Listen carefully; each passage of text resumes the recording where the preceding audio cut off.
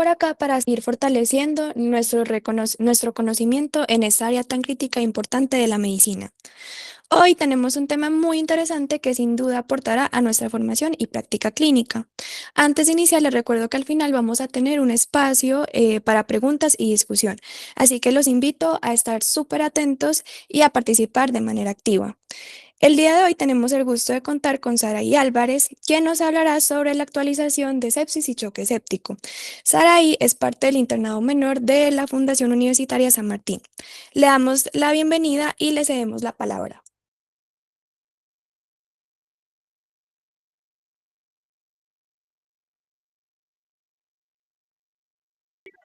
Sorry, tienes el micrófono apagado. Ahora sí me escuchan bien. Sí, ahí sí. Listo, bueno, buenas noches. Como ya mi compañera me presentó, mi nombre es Saraí Álvarez, yo soy interna menor de la Fundación Universitaria San Martín y el día de hoy vamos a hablar sobre la nueva actualización de las guías internacionales para el manejo de sepsis y shock séptico que salieron este año en curso. Voy a apagar la cámara durante la presentación para que no vayamos a tener inconvenientes con el internet.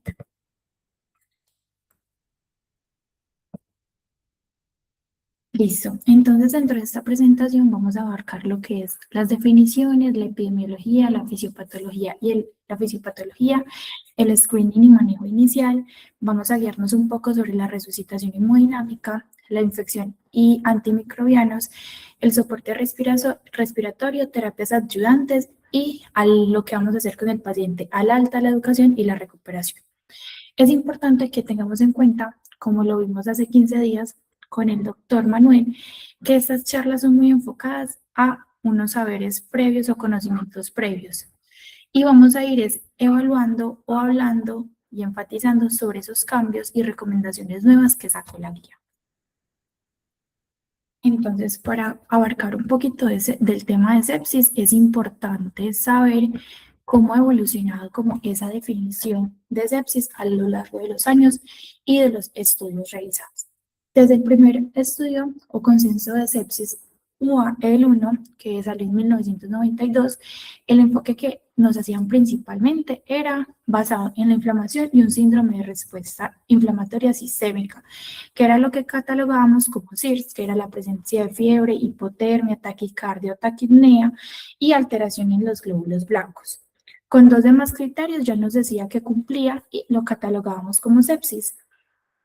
Lo que nos empiezan a hablar es que el SIRS era demasiado en específico. Entonces, nosotros podríamos coger muchas alteraciones con infecciones comunes o no sépticas o pacientes que hayan pasado por un estrés quirúrgico previo que cumplían los criterios sin estar gravemente enfermas o tener como tal la sepsis.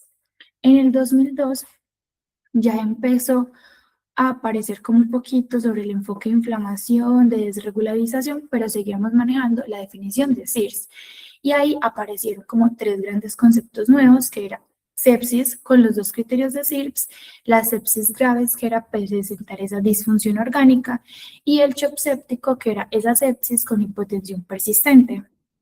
Y ahí vamos a continuar diciendo que el SIRS seguía siendo un poco específico y no predecía adecuadamente la gravedad de la sintomatología de los pacientes y podíamos presentar muchos falsos positivos o falsos diagnósticos.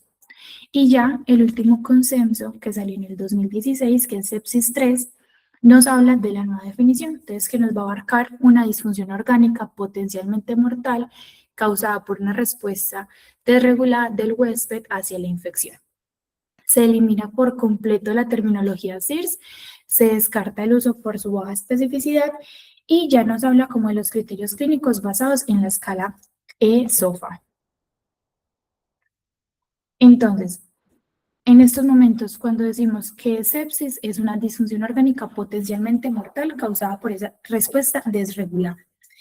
Y vamos a identificarla como un cambio agudo en una puntuación SOFA mayor de 2 puntos como consecuencia de la infección. Acá es importante que siempre en estos pacientes podemos asumir que su estado basal de SOFA es de 0, o sea que no tenemos una disfunción orgánica preexistente conocida. Acá tenemos la escala clínica SOFA que nos va a hablar de los sistemas como más importantes. Tenemos el neurológico evaluado por la escala de Glasgow, el renal que vamos a tenerlo evaluado por creatinina y diuresis, el hepático por medio de las bilirrubinas, la coagulación por medio de las plaquetas, respiratorio por la PAFI y cardiovascular por la presión media y la necesidad de vasoactivos. Entonces, para catalogar sepsis, lo que decimos con más o igual a 2 puntos, hablamos de sepsis, y esta escala también nos importa o nos ayuda a mirar el riesgo de mortalidad de estos pacientes. Entonces, hablamos que pacientes con una escala entre 0 y 6 nos va a dar un bajo riesgo de mortalidad, y ya cuando hablamos de más de 13 puntos, nos habla de una alta mortalidad mayor del 80%. Y acá les dejo como una herramienta que está en Medcal, que simplemente es diligenciar lo que nos pide y ya. Las definiciones de Surviving Sepsis 2026 nos trae 4 definiciones importantes que van a ser principalmente para el inicio de manejo antibiótico. Entonces vamos a tener lo que es una sepsis definida, que es una sepsis confirmada, y vamos a basarlo en antecedentes, examen físico y pruebas diagnósticas. Y importante que un diagnóstico alternativo sea muy poco improbable. La sepsis probable es que vamos a tener una alta sospecha de sepsis y que la sepsis va a ser el diagnóstico más probable de ese paciente. Una sepsis posible nos habla, tenemos una sospecha moderada de sepsis, pero que la sepsis es un diagnóstico posible. Sin embargo, también tenemos otro diagnóstico alternativo probable. Y ya hablamos de una sepsis improbable, es que tenemos una baja sospecha de sepsis y tenemos un diagnóstico alternativo más probable que la sepsis misma. También es importante que evaluemos la definición de choque séptico. Entonces, va a ser ese subgrupo de pacientes que presentan sepsis y vamos a tener una disfunción circulatoria, celular y metabólica, que eso nos va a llevar a un riesgo de mortalidad mayor que solo tener sepsis por sí mismo. Y los criterios clínicos para este paciente, vamos a tener una hipotensión persistente, entonces que el paciente va a requerir de vasoactivos para mantener una presión arterial media de 65 milímetros de mercurio o más, que ahorita vamos a ver que ese valor va a ser un poco más permisivo en los pacientes mayores de 65 años y que presenten una hiperlactatemia con presencia de un lactato sérico mayor de 2 milimoles litro, incluso después de haber recibido una reanimación adecuada con líquidos. Es importante porque vamos a hablar de choque séptico cuando hayamos presentado una reanimación adecuada. Y ya hablamos del choque refractario, que son los pacientes que persisten con la hipotensión e hipoperfusión tisular a pesar de tener vasoactivos y una reanimación hídrica adecuada. Entonces hablamos de que son pacientes que requieren con requerimiento sostenido una noradrenalina alrededor de 0.5 microgramos kilo minuto o dosis equivalentes durante más de 4 horas para soportar nuestras presiones arteriales medias meta, o la necesidad de adicionar un segundo o tercer agente vasoactivo, o que vamos a tener ese lactato sérico persistentemente elevado, la oliguria, el llenado capilar lento, a pesar de tener el soporte volumétrico y el vasoactivo. Entonces, con respecto a la epidemiología, hablamos que hay 166 millones de casos globales, es como la estimación de casos registrados de sepsis más o menos durante el año 2021, y tenemos una relación de 21.4 millones de muertes relacionadas asociadas a esa disfunción orgánica séptica a nivel mundial. Entonces tenemos una mortalidad global para el 2021 del 3.5% de muertes asociadas a sepsis y una incidencia de una sepsis intrahospitalaria alrededor de 15 pacientes por 1000 pacientes que tenemos. Prepandemia hubo una reducción entre más o menos 1990 a 2019, que empezamos a hablar como bien de esos conceptos de sepsis. Miren que la primera definición salió en 1992 y teníamos una tasa ajustada más o menos de la reducción en un 37%. En los años 2020 y 2021 manifiestan los estudios que una reversión crítica de la reducción, como de la presencia de sepsis aproximadamente del 50% mayor a los niveles basales que manejábamos. Los pacientes adultos mayores vamos a tener un incremento de la mortalidad alrededor del 26.3% y los pacientes mayores de 70 años presentan una carga mayor de enfermedad alcanzando más o menos el 9.028 millones de muertes en ese grupo etario. Y tenemos que la población pediátrica también es mayormente afectada, más o menos la mitad de los casos, aproximadamente 20 millones, ocurren en niños menores de 5 años. Y ahí tenemos un desafío continuo porque la nutrición en estos pacientes y el acceso temprano, detección temprana por medio de los familiares son determinantes para la supervivencia de ellos. Tenemos que en África subsahariana es la región afectada globalmente. Alrededor del 58.5% de las muertes estuvieron complicadas por sepsis en el 2021 en esta región. Y la segunda región con mayor impacto es América Latina y Caribe, alrededor con el 41.9%. Con respecto a la etiología y factores claves, es importante que van a ser causas infecciosas y principalmente focos respiratorios. Van a seguir focos urinarios y más o menos se mantiene una relación entre focos abdominales y de tejidos blandos. Las enfermedades crónicas o bases de los pacientes también implican como una frecuente como riesgo de presentarlo, entre ellos la enfermedad cerebrovascular, el EPOC y la cirrosis hepática. Y algo importante, que más o menos en el 2019 se asociaron 4.95 millones de muertes a la resistencia antimicrobiana. Entonces vamos a tener más cuadros sépticos y con mayor resistencia o más difíciles de tratar, entonces nos va a aumentar la mortalidad de estos pacientes.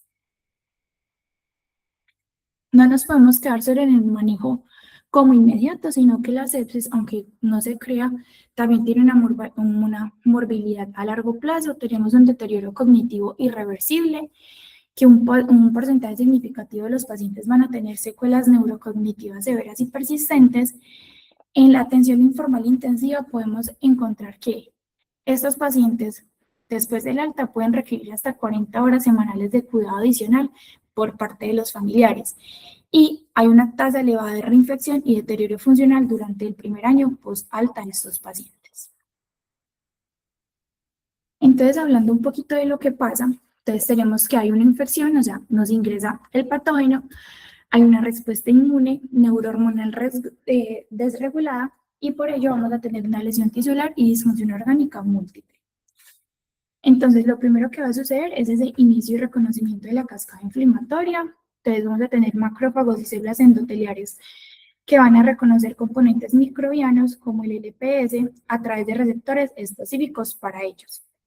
Eso nos va a llevar a la activación celular de receptores principal del factor nuclear, que vamos a hacer una translocación al núcleo y va a inducir la producción masiva de mediadores inflamatorios y antiinflamatorios. Y vamos a tener entonces una fase temprana de la respuesta que va a ser mediada por el factor de necrosis tumoral, la interleuquina 6 y la interleuquina 1 beta, y ya una fase tardía mediada por el HMGB1. Esa respuesta antiinflamatoria mediada por interleuquina 10 y el TFG beta, si persiste, el estado también nos puede llevar a un estado de inmunosupresión del paciente que nos va a aumentar como esa respuesta desregulada. El papel en el endotelio, entonces lo que va a pasar es que tenemos un estado procoagulante, entonces hay una activación de la coagulación a través del factor tisular y la formación de trombina. Vamos a tener una inhibición de anticoagulantes naturales y una inhibición de la fibrinolisis. Entonces, hay una formación de microtrombosis que bloquea el flujo sanguíneo en los tejidos. Adicional a eso, tenemos una alteración en el tono vascular. Entonces, vamos a tener una producción excesiva de óxido nítrico, que lo que nos va a hacer una vasodilatación sistémica que nos lleva a la hipotensión.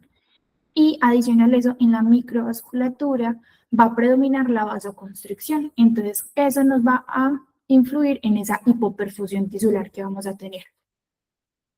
Y adicional, también tenemos un aumento de esa permeabilidad vascular. Vamos a tener que los mediadores inflamatorios de los que hablamos al principio van a dañar esas uniones interendoteliales, vamos a tener una salida de líquido al espacio intersticial y una disminución del volumen intravascular efectivo. Y por último, tenemos como la disfunción mitocondrial y metabólica. Entonces, el óxido nítrico va a reaccionar con los radicales libres, formando peróxido nítrico, que es citotóxico. Vamos a tener un daño al ADN y a la mitocondria y adicional un bloqueo de las vías de producción de energía. Entonces, si hay un bloqueo en el ATP, lo que aún nos va a llevar es una muerte celular. Y también en estos pacientes contamos con un estado hipermetabólico. Entonces, vamos a incrementar la glucolisis, la lipólisis y la proteólisis para obtener la energía más rápido, porque la necesitamos por el déficit de ATP.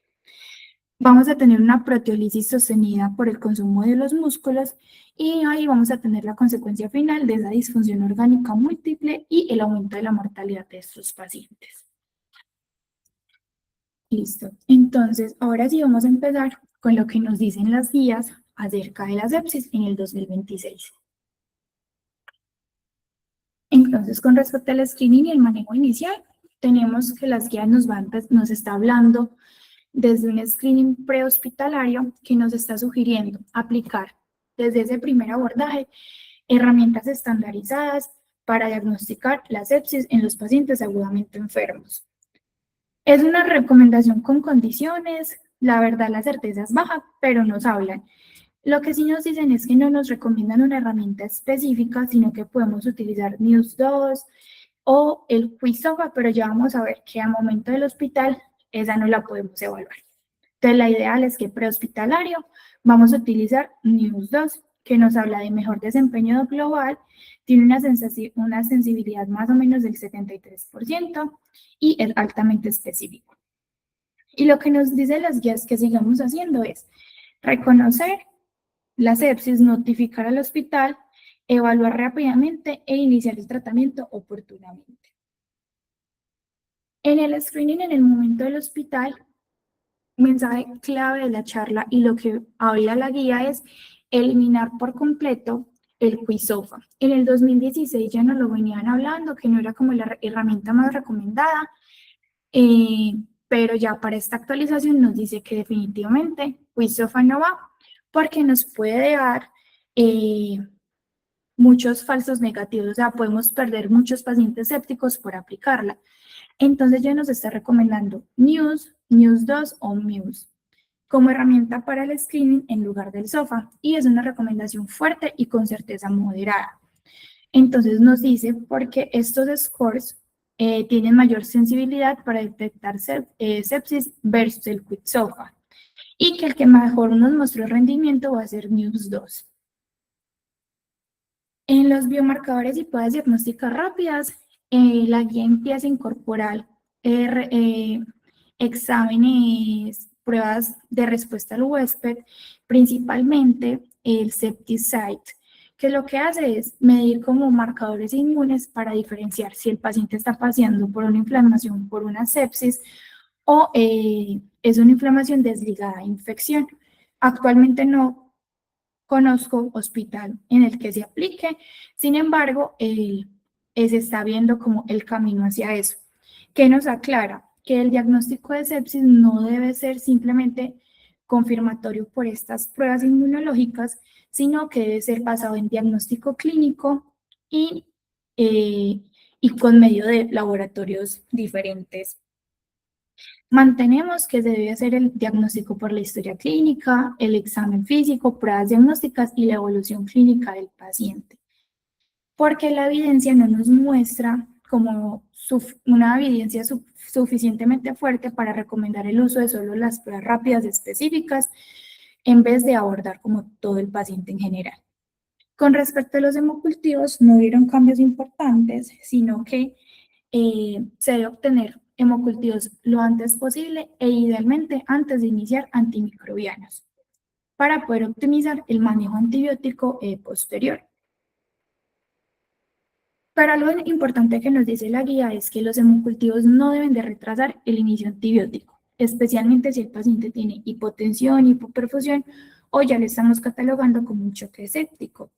Idealmente nosotros tenemos que tomar 2 hemocultivos en sitios diferentes, alrededor de 10 mililitros por frasco, pero acá la guía nos hace una aclaración que podemos en contextos de bajos recursos o en el paciente que está clínicamente inestable y no tenemos más accesos, podemos tener solo un set según la disponibilidad. Entonces, ahora vamos con el manejo, con la resucitación hemodinámica o el manejo de líquidos en estos pacientes. Entonces, principal, ¿a quiénes vamos a reanimar? Entonces, esos pacientes que presentan una hipoperfusión inducida por tal el estado escéptico, y vamos a tener que esos pacientes son los que tengan una hipotensión con una PAM menor de 65 milímetros de mercurio o una presión sistólica menor de 90 milímetros de mercurio. ¿Qué es importante acá? En los pacientes mayores de 65 años vamos a empezar a hablar de una hipotensión permisiva, que vamos a buscar metas en estos pacientes más o menos entre 60 a 65 milímetros de mercurio. Entonces aquí podemos reevaluar la necesidad de estos pacientes mayores de 65 años de requerir esa resucitación. Y un lactato elevado mayor o igual a 4 milimoles, pero debemos empezar a considerar ponerle líquidos a estos pacientes entre niveles de 2 a 4 milimoles para evitar que el paciente nos llegue a un choque. El inicio de la resucitación hemodinámica debe ser inmediatamente después del reconocimiento. Vamos a tener una fase inicial que son esas primeras 3 horas de tratamiento que debemos de administrar el volumen inicial sugerido, que ya lo vamos a ver, y posterior vamos a tener una fase de optimización o de continuación. Entonces, tras el vuelo inicial, que es de esas primeras 3 horas, la administración adicional la debemos de basar individualizada a cada paciente y guiada por esas revaloraciones frecuentes que le vamos a realizar. Entonces, ¿yo qué le voy a poner y cuánto volumen le voy a poner a esos pacientes? Entonces, la guía nos recomienda que debemos de utilizar cristaloides como primera línea y sugieren fuertemente los cristaloides balanceados como el lactato de Ringer. La guía nos dice que al menos en estos pacientes que ya tenemos con esa hipotensión o ese lactato, iniciar 30 mililitros kilo de cristaloides intravenosos para ponerlo en esas primeras 3 horas. Si el paciente, el cálculo siempre lo vamos a hacer con el peso, peso corporal real del paciente. Si tenemos un paciente con un IMS mayor de 30, ahí vamos a tener el peso corporal ideal para el paciente, para evitar la sobrecarga hídrica. Y las metas que vamos a manejar en este momento van a ser una presión arterial media de 65 milímetros de mercurio, pero lo que les hablaba, en los mayores de 65 años se sugiere la meta de 60 a 65, hablándolo como una hipotensión permisiva. Es una nueva recomendación que nos dice siempre valorar los signos clínicos del paciente. Si tenemos un paciente muy inestable, piel moteada, taquicardia, alteración del estado de conciencia, claramente no lo vamos a dejar con esas presiones medias. Aquí ya entran los vasopresores. Entonces, ¿qué nos dicen las guías de cuándo vamos a utilizar los vasopresores? Cuando estamos ya frente más o menos a un choque séptico. Entonces, cuando tenemos una hipotensión persistente, o sea, la meta menor de 65 milímetros de mercurio, o un lactato elevado a pesar de la reanimación hídrica adecuada. Eso es importante porque si nosotros no le hemos hecho la reanimación hídrica adecuada, como nos lo dice la guía, no podemos empezar a revalorar esa necesidad de vasopresores. También nos dice que lo podemos poner junto con la reanimación hídrica en los pacientes que presenten choque séptico inestable, que ellos no lo empiezan a definir como los pacientes que presenten piel moteada, cianosis, taquicardia o alteración del estado de conciencia. Y siempre vamos a preferir poner los vasopresores por una vía venosa central. Sin embargo, la guía, algo nuevo que nos trae para el 2026 es que nos autoriza o nos avala a iniciar temporalmente los vasopresores por una vía periférica mientras se consigue la vía central para no retrasar la infusión. ¿Cuál va a ser el medicamento de elección para este tipo de pacientes? Va a ser la norepinefrina, una dosis inicial entre 0.01 a 0.04 miligramos kilo minuto, teniendo en cuenta que los pacientes requieren dosis habituales entre 0,04 a 1. Como segunda línea podemos instaurar la vasopresina si vemos que estamos elevando mucho la norepinefrina, y como tercera línea podemos utilizar la epinefrina, que podemos utilizarla como alternativa o adicional a ella. Pero sin embargo, siempre primera línea para empezar en el paciente con sepsis va a ser norepinefrina. Con respecto a los inotrópicos, vamos a ver la necesidad como tal individualizada de que el paciente lo requiera. Nos hablan fuertemente de la dobutamina, que es importante la indicación en ellos con los pacientes que tengan una disfunción miocárdica o presenten esa hipoperfusión persistente. Otra alternativa como inotrópico en esos pacientes puede ser la milrinone como un inotrópico alternativo, y lo que sí nos dice es que la dopamina tenemos que tener un uso restringido dado el alto riesgo de arritmias con este medicamento. Entonces, como resumen de soporte hídrico, entonces vamos a tener ese paciente que ya lo diagnosticamos, ya lo abordamos como séptico y que presente una hipotensión o un lactato elevado. Entonces, siempre primordial empezar ese monitoreo continuo, al menos cada hora, presión, frecuencia cardíaca, respiratoria y nivel de conciencia, y debemos de medir el nivel de lactato cada hora. Y el tiempo de llenado capilar, que ya les voy a hablar otra cosa ahí. Con respecto a los fluidos, lo que hablábamos, dentro de las primeras 3 horas administramos ese bolo de 30 mililitros kilo de cristaloides y lo recomiendan el lactato de Ringer. Y lo de vasoactivos, que podemos utilizar la norepinefrina simultáneamente con la reanimación hídrica en los pacientes que tengan una hipoperfusión de órganos terminales que pongan en peligro la vida. Después de esto, si el paciente nos presenta una persiste la hipotensión, la elevación del lactato, después de esa reanimación hídrica adecuada, tenemos que evaluar la capacidad de respuesta a los fluidos del paciente utilizando medidas dinámicas. Entonces, ¿qué nos dice? Vamos a generar un cambio en el volumen sistólico o presión de pulso, haciendo una elevación pasiva de las piernas en estos pacientes y administrándoles un bolo de fluido. Si el paciente me responde a ese bolo de fluido, yo puedo considerar seguir aplicando soluciones balanceadas en él y no irme de una a iniciar los vasoactivos. Seguir la tendencia del lactato y el tiempo de llenado capilar. Importante acá con el estudio Andrómeda Shock 2, que nos hizo una comparación entre la resucitación guiada del tiempo de relleno capilar versus guiada por lactato. Y no mostró como diferencias. Antes demostró mejorar los resultados frente al paciente, dado la rapidez con la que se puede aplicar la prueba. Normalmente, el promedio de tiempo de que se haga un lactato en los laboratorios es alrededor de 2 horas, entonces el llenado capilar lo hacemos inmediatamente.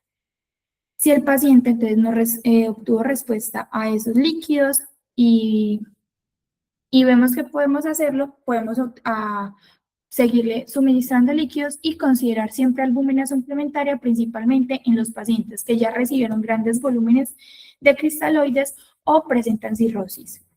Y ya lo de los vasoactivos, si el paciente sigue hipotenso o con elevación del lactato, iniciar norepinefrina.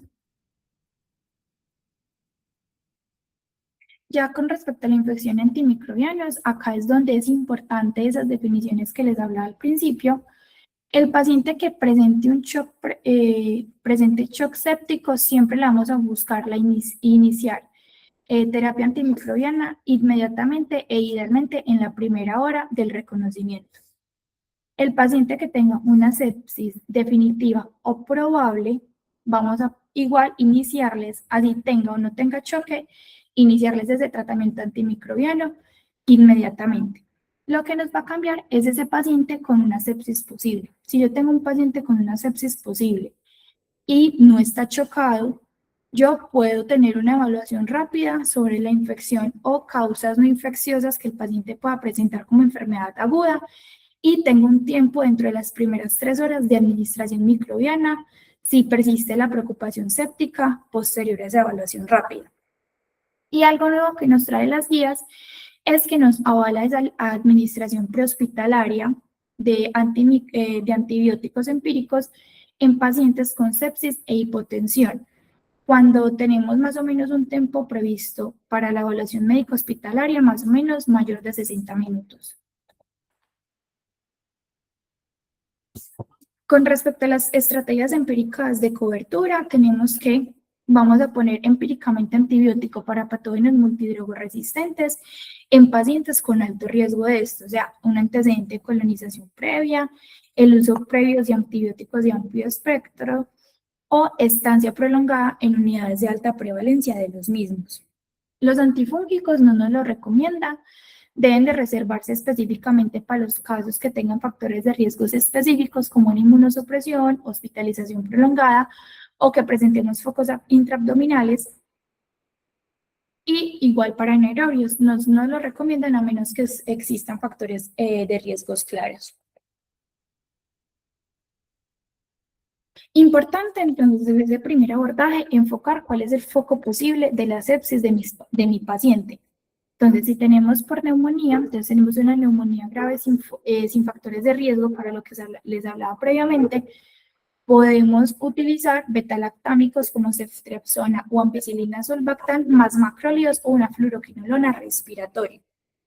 El paciente con una neumonía grave, pero con un riesgo de pseudomonas, lo que vamos a buscar es piperacilina tazobactam, un cefepime o carbapenémicos. En pacientes que tengan neumonías adquiridas en el hospital o asociadas a ventilador, entonces es importante con ellos iniciar esa cobertura empírica para agrios y bacilos gram negativos como pseudomonas, y vamos a buscar poner piperacilina tazobactam, cefepime o carbapenémicos. Cuando tenemos focos abdominales, pensar siempre como en esos microorganismos polimicrobianos, entonces podemos poner betalactámicos, inhibidores de beta-lactamasa como piperacilina tazobactam, y ya si tienen enterococos resistentes, buscar glicopéptidos, o si tenemos riesgo fúngicos en estos pacientes, adicionales a esa cobertura contra cándida. Para focos urinarios nos recomiendan cefalosporinas de tercera y cuarta generación o fluoroquinolonas. Si tenemos ble positivo, siempre escalar a carbapenémicos. Si tenemos una infección de foco de piel o tejidos blandos, podemos enfocarnos en metronidazol, clindamicina o piperacilina tazobactam. Y cuando tengamos infecciones asociadas a catéteres como bacteremias, siempre debemos de ajustarlo por el síndrome clínico del paciente, la tinción GRAM inmediata y el mapa microbiológico local o de la institución donde se esté trabajando.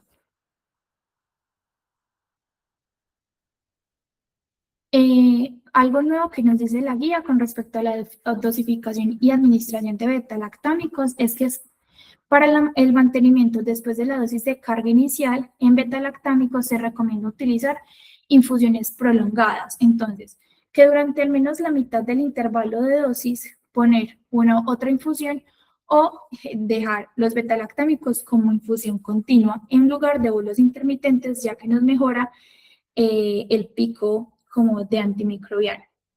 Siempre nos hablan de la gestión del tratamiento, desescalar el antibiótico que estemos usando empíricamente una vez nos lleguen los resultados del antibiograma, según la clasificación e identificación del patógeno y la sensibilidad.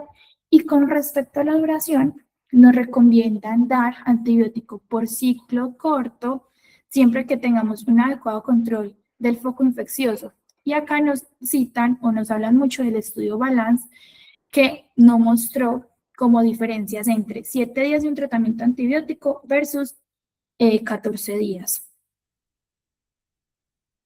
Ya con respecto al soporte respiratorio, como novedades y nuevas recomendaciones, nos están dando como primera línea la cánula nasal a alto flujo, inclusive sobre la ventilación mecánica no invasiva o el oxígeno convencional. Indica en falla cardíaca hipoxemia aguda por sepsis, entonces cuando tenemos una PAFI alrededor de 200, para mejorar el confort y reducir el trabajo respiratorio. Nos hablan de un prono de despiertos, que en pacientes no intubados lo podemos generar como estrategia efectiva para reducir la tasa de intubación endotraqueal y no vamos a requerir ni sedación y es una estrategia de bajo costo. Y nos hablan de unas metas flexibles de la saturación con un rango objetivo entre el 90 al 96%. Y nos siguen recomendando volúmenes corrientes bajos, más o menos entre 6 a 8 mililitros kilo con respecto al peso ideal del paciente, con especial atención en el subdiagnóstico de SDRA.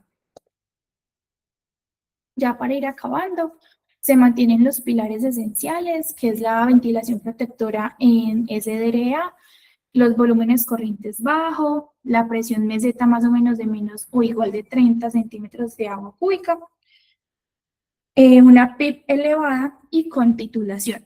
Unas terapias avanzadas de rescate, podemos utilizar un decúbito prolongado mayor de 12 a 16 horas día. También nos hablan de bloqueos neuromusculares y de la terapia ECMO veno-venoso en centros experimentados cuando tenemos falla en la ventilación convencional. Como terapias ayudantes tenemos los corticoides intravenosos.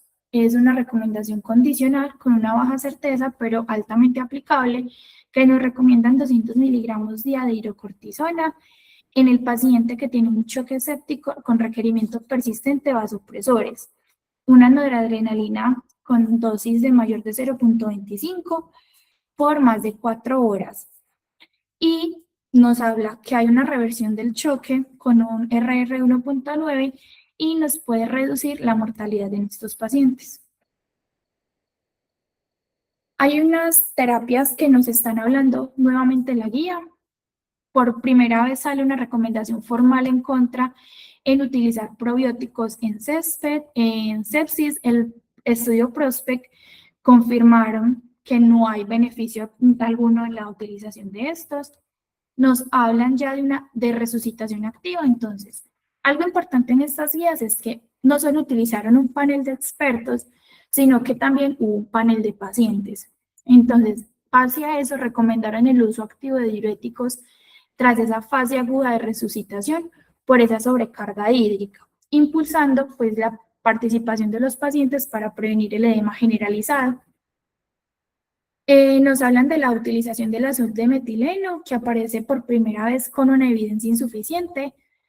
No hay datos de que nos reduzca la mortalidad, pero se puede evaluar en estos pacientes. Terapias que sí o sí nos dicen que no debemos utilizar. No se recomiendan los antipiréticos para como mejorar esa mortalidad del paciente. Solo lo utilizamos con el objetivo de mejorar como la sintomatología para dar confort a los pacientes. Se desaconseja la vitamina C intravenosa, se desaconseja la inmunoglobulina intravenosa, se desaconseja la vitamina D a dosis altas. El estudio Violet confirmó que hay una ausencia de eficacia e incluso hay mayor riesgo de daño por megadosis y ya se desaconseja la purificación sanguínea y la polimixina. Medidas de soporte que igual debemos de aplicar en estos pacientes, vamos a tener ese control de glucemias, iniciar insulina más o menos mayor, con glicemias mayor de 180 miligramos decilitro, y tenemos una meta estricta en estos pacientes de tener glicemias de entre 140 a 180. Utilizar bicarbonato de sodio solo temporalmente y si hay acidemia severa. Siempre darle una profilaxis anti-TEP. Preferimos las heparinas de bajo peso molecular sobre heparinas no fraccionadas para la prevención como tal del tromboembolismo. Y transfusión, vamos a buscar estrategias restrictivas, más o menos indicarla en pacientes con hemoglobinas por debajo de 7 y no iniciar en estos pacientes una terapia de reemplazo renal sin indicación de hemodiálisis definitiva. Y ya con respecto al alta y la educación y recuperación, es la primera vez que las guías nos están incorporando como ese enfoque estructurado en la recuperación post-sepsis y nos dan como unas decisiones de buena práctica clínica. Nos dice que debemos de tomar decisiones compartidas y dar un resumen al alta al paciente, que debemos involucrar siempre a la familia, entregar un informe detallado de lo que se hizo y las posibles secuelas esperadas en estos pacientes, educación al paciente sobre sepsis, sobre el diagnóstico, el tratamiento, el síndrome, la prealta y los controles que se deben de recomendar, los procesos ya estructurados, servicios de seguimiento post-UCI, entonces facilitar nuevas consultas de seguimiento para reingresos y calidad de vida. Nos habla de la rehabilitación física importante en pacientes que hayan necesitado ventilación mecánica por más de 48 horas, siempre prescribir esa terapia física y rehabilitación motora tras la hospitalización y siempre darle y buscar ese soporte de salud mental y de referencia al paciente, ofrecer ese apoyo psicológico, emocional y remitir formalmente si vemos que los pacientes están presentando síntomas. Ya para finalizar, hay una página que se llama Urgencias y Emergencias, que es creada por la doctora Elana Moreno, y ella hizo como esta aplicación que es importante porque ahí pueden consultar las guías, cada recomendación nueva de esta guía según el nivel de evidencia y la justificación del por qué se hizo. Y eso sería todo. Muchas gracias. Listo, buenas noches. Saray, hazme un favor, me muestras las primeras diapositivas mientras que miran si hay alguna preguntita o alguna cosita o alguna duda, porfa. Y van buscando si hay preguntas o algo. Doctor, ¿cuál? ¿Cuál La diapositiva? primerita, muéstrame la primera, evolución. Listo, la otra, la que sigue. Eso, súper bien, la que sigue. Listo, listo, listo. Sí. Por ahí una preguntita. Si quieres vas preguntando y vamos a es que no estuve al principio que casi que no me conecto. Pero estuve más o menos desde la 14, más o menos esas últimas que faltan para ver una cosita y ya les hago una eso, sí, sí, tarara, impacto por grupos, listo, teología, bla, bla, bla, listo, y sigue ahí. Eso ya. Listo, ¿qué preguntita tienen ahí, perdón? Doctor, la pregunta que está es, ¿el uso de diuréticos en qué momento se estaría aplicando en el paciente? ¿Está contraindicado su uso a la par de choque establecido sin evidencia clínica y manejo imagenológica de sobrecarga hídrica? Eso iba a decir porque Saray dijo acá al final algo muy importante. Hay unas cosas que se llama el protocolo Rose, que es la parte de la reanimación, ¿cierto? Usted primero pone líquidos, todas las cositas. Ya cuando el paciente normaliza la parte de la presión arterial, cuando el paciente normaliza pues los signos de hipoperfusión, cuando el paciente tiene adecuado gasto urinario, ahí es cuando uno ya empieza a determinar esa segunda fase del Rose, ¿cierto? Del overload, de resucitación que están llamando, que es la parte de la desresucitación. Entonces ahí ya es cuando usted ya dice, ya tenemos unos balances muy positivos, ya tenemos un paciente que está orinando, ya tenemos un paciente que está saliendo de ese choque, ahora tenemos que reanimarlo. Ahí es cuando uno considera el tema del uso de diuréticos en estos pacientes. Pero la fase de reanimación, que son las primeras 24, 36 horas, ese sí es manejo de líquidos, espere que el paciente pase como toda esa parte de la hipoperfusión, obviamente el manejo pues de los vasopresores, el manejo pues de los ionotrópicos y inotrópicos si lo requiere en el momento, eh, pero es ir mejorando esa parte ahí, listo. Otra cosa importante, al final, Sara, hay también esa misma diapositiva que hablaba de la parte de la resucitación, creo que la que seguía algo, nos habla mucho del bicarbonato. Ahorita les voy a hablar un poquito de eso. No sé si tiene alguna otra preguntita para ver. Doctor, justamente ahí están haciendo sobre el uso del bicarbonato de sodio. Pero listo, antes de hablar de esa, hay una preguntita que acaba de ver del uso del vasopresor.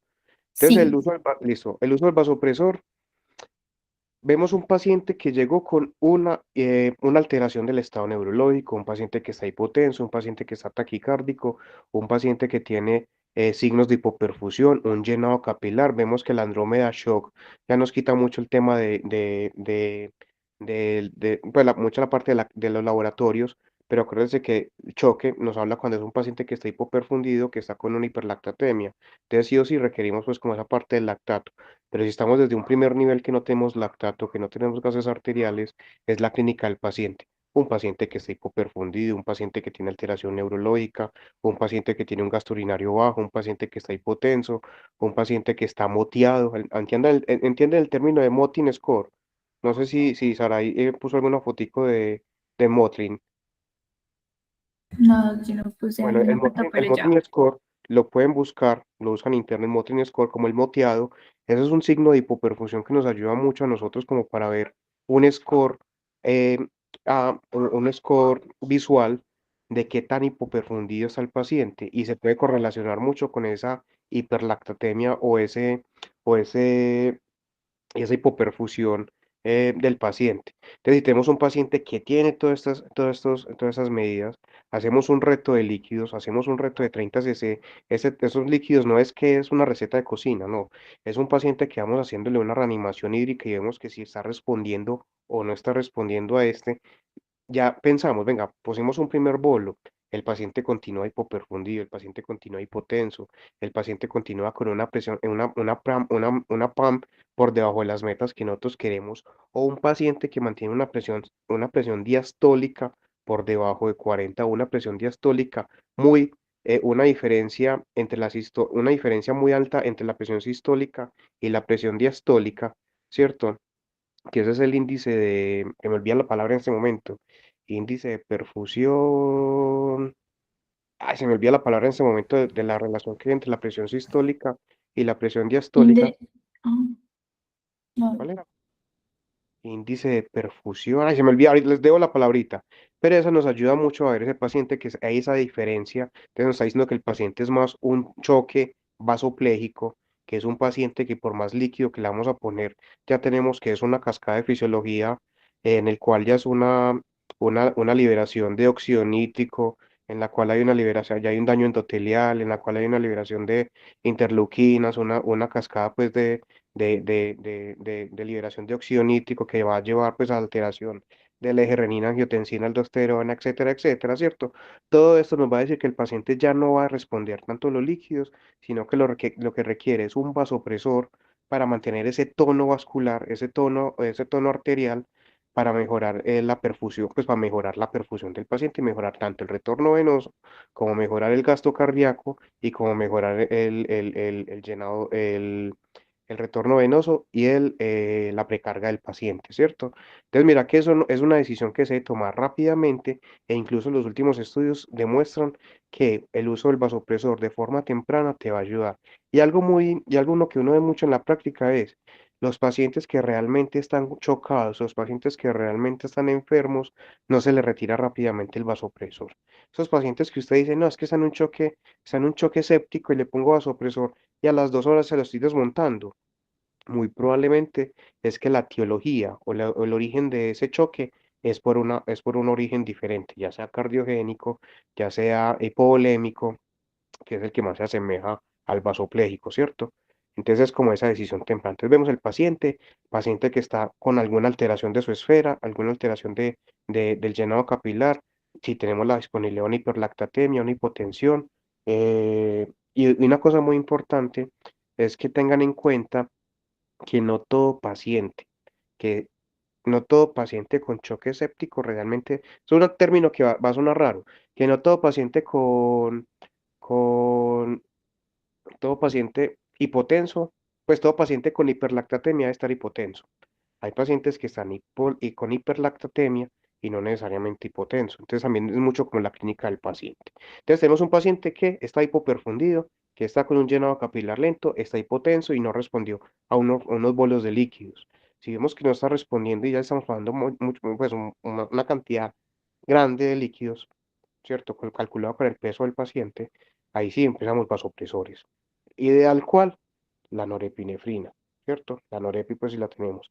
Es que en el primer nivel solo tengo dopamina, pues le pongamos dopamina, eso es lo que tenemos, ¿sí o qué? Obviamente teniendo salvedad que vamos a tener mayor riesgo de arritmias o de alteraciones eh, cardiovasculares. Entonces teníamos mucha precaución con eso. Pero tampoco es decir, es que yo solo tengo dopamina, entonces no tengo que esperar a llevarlo a un segundo nivel a otro hospital para ponerle norepi. No, listo. O adrenalina, pues lo que tengamos como vasopresor que nos ayude.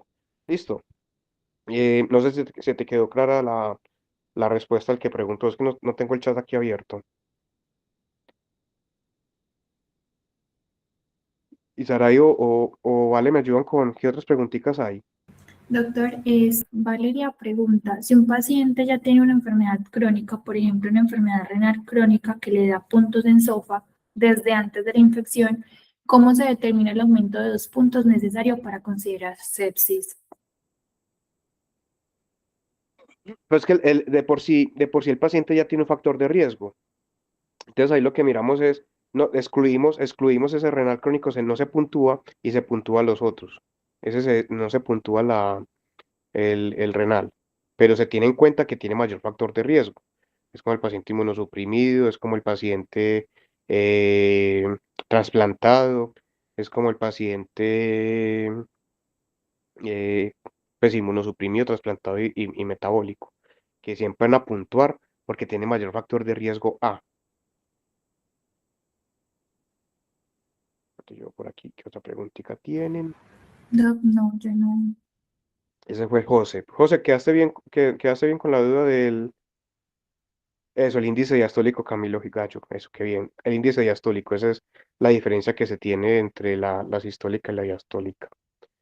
Si un paciente ya tiene una enfermedad, bla, bla, bla. Joseph, qué espérate, bueno, es que se me salen. Me ayudan con esa que puso Joseph abajito, presión de pulso, No, pulso. él te estaba diciendo la palabra que Ah, no listo, listo, recordabas, Doc. listo. Bueno, y la otra preguntita, Sara, ahí vale, me ayudan con la que dijeron del bicarbonato.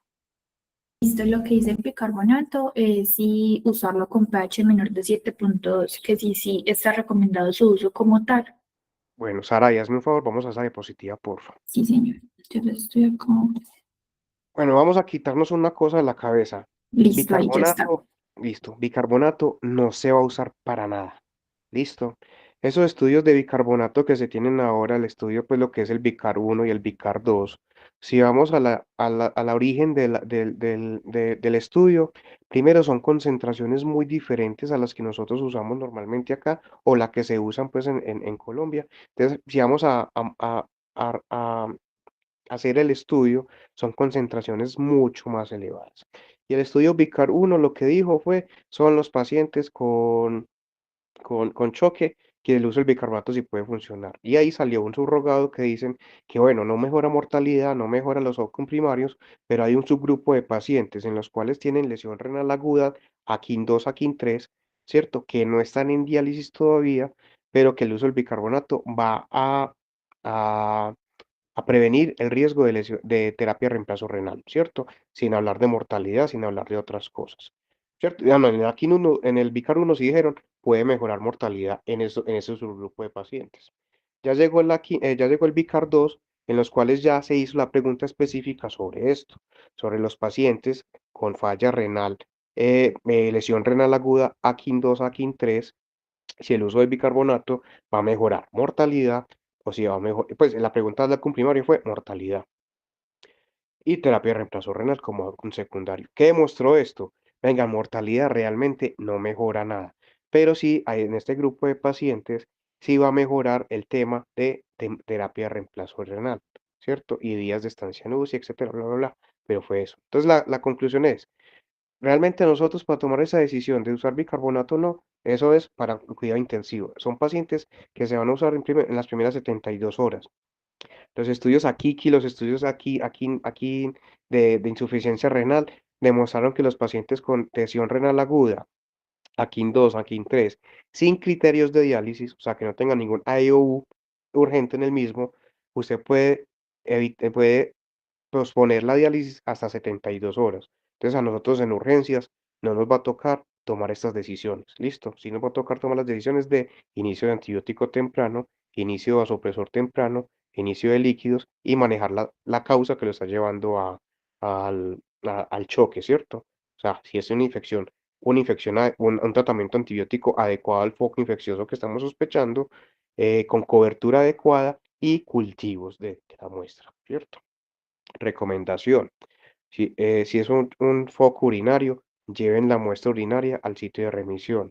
Lleven muestras de laboratorios al sitio de remisión si pueden tomar laboratorios de ahí para antes de poner el antibiótico. Que eso puede ayudar mucho para el tema de los cultivos, que puede ayudar mucho para evitar el uso indiscriminado pues, de antibióticos que se ve tanto en este lado. ¿Listo? Entonces, aparte del bicarbonato y los últimos estudios que han salido pues del bicarbonato, realmente cada vez le dan más palo a eso. Muy bueno, muy bacano, intoxicaciones, muy bueno, muy bacano, en otros tipos de manejos. Pero aquí en el tema pues ay, es que una acidosis severa, que una acidosis persistente, no, pues realmente lo que muestran los estudios es que no mejora realmente el uso del bicarbonato. Y yo te vi por aquí otra cosita muy importante, todo lo que es el tema el manejo del control de la glicemia, el control siempre, ya sea gastroprotección, tromboprofilaxis, la conciliación de los medicamentos, algo que pasa mucho y uno lo ve como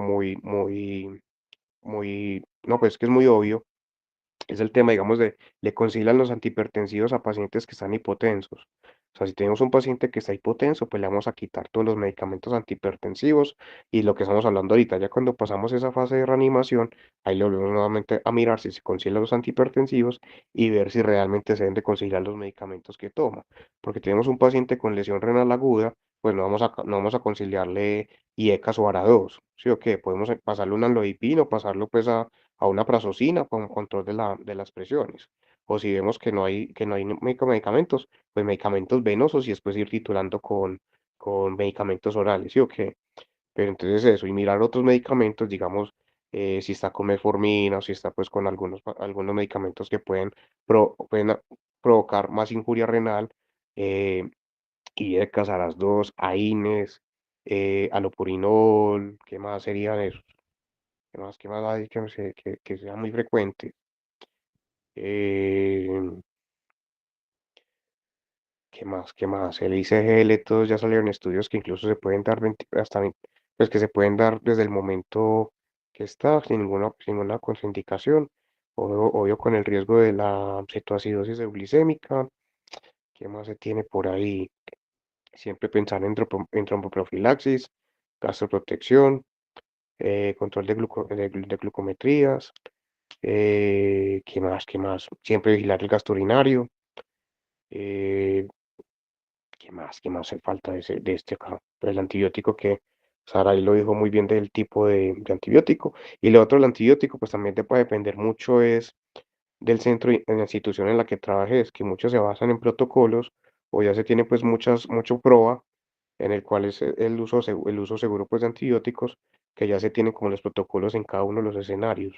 Pues es seguir como todos esos protocolos y mirar si es un paciente chocado, qué prueba te dijo que cuál es el mejor germen para cada institución, de acuerdo pues al estudio epidemiológico que se tengan en su lugar. Mm, dudas, ¿qué más duditas tenemos acá de esto? Doctora, ahí preguntaron sobre el uso de la epinefrina y el azul de metileno. Ah, bueno, el azul de metileno, ahí me ha gustado, ahí me ha parecido. Yo soy fan del azul de metileno, pero siempre y cuando sea un, eh, un choque meramente vasopléjico. Si vemos del azul de metileno, que va pues con toda la parte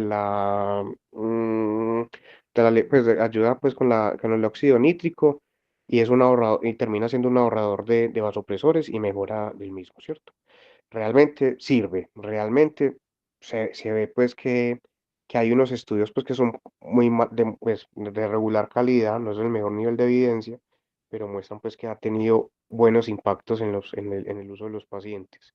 Eso sí, vitamina C para nada, eh, y el azul de metileno sí es cuando es netamente vasopléjico el choque, ¿cierto? Queda refractario pues entonces un paciente que vos tenés a dosis, un vasopresor a dosis altas, por encima de 0,25, tenés un paciente ya con doble vasopresor, tenés norepinefrina, vasopresina 0,04 y titulando más alto, que sigue hipotenso, que sigue con esa presión arterial diastólica baja, pues si tienes la posibilidad de tener una línea arterial, ver esa,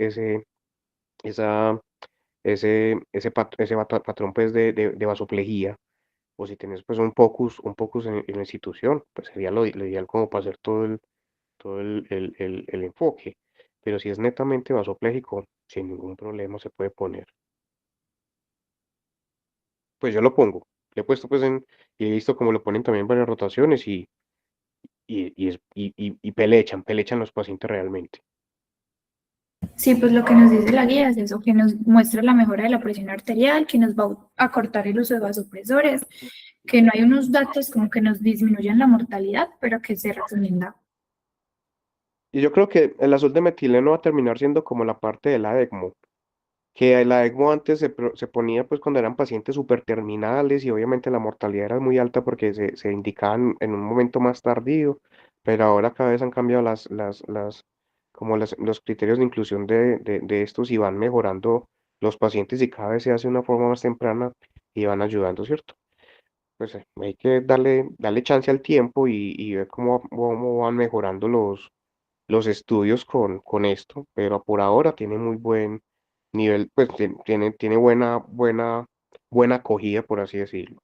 Pues no es, obviamente, que hace parte de la receta del manejo de todo paciente con choque séptico y por lo general no va a ser la elección desde un punto de vista del médico general para tomar estas decisiones, pero sí tenerla en cuenta, y si estamos en una institución pues de mediana o alta complejidad, sí se puede tener en cuenta el momento pues como de pensarlo, ¿cierto? Porque muchas veces uno está con todo un staff porque es que esos pacientes son críticos, son pacientes que están malucos y que no necesariamente lo está viendo solo una persona. Entonces, en ese pequeño staff que se hace, se puede decir, hey, ¿por qué no ponemos azul de metileno? Que es una herramienta adecuada que se puede implementar también. Listo, doctor. Yo creo que eso sería todo. ¿Hay alguna otra pregunta, alguna otra duda? Bueno, no, muchísimas gracias por conectarse, por estar acá. Cualquier duda adicional que tengan, saben que el grupo de WhatsApp está abierto. Les mandaremos las diapositivas y pendientes para nuestra siguiente charla dentro de 15 días, que va a ser la actualización sobre la embolia pulmonar aguda, dada por el doctor Oscar Gamarra, médico general de la Fundación Universitaria San Martín. Osquitar, Gamarrita. Que estén muy bien, hasta luego. Muchachos, hasta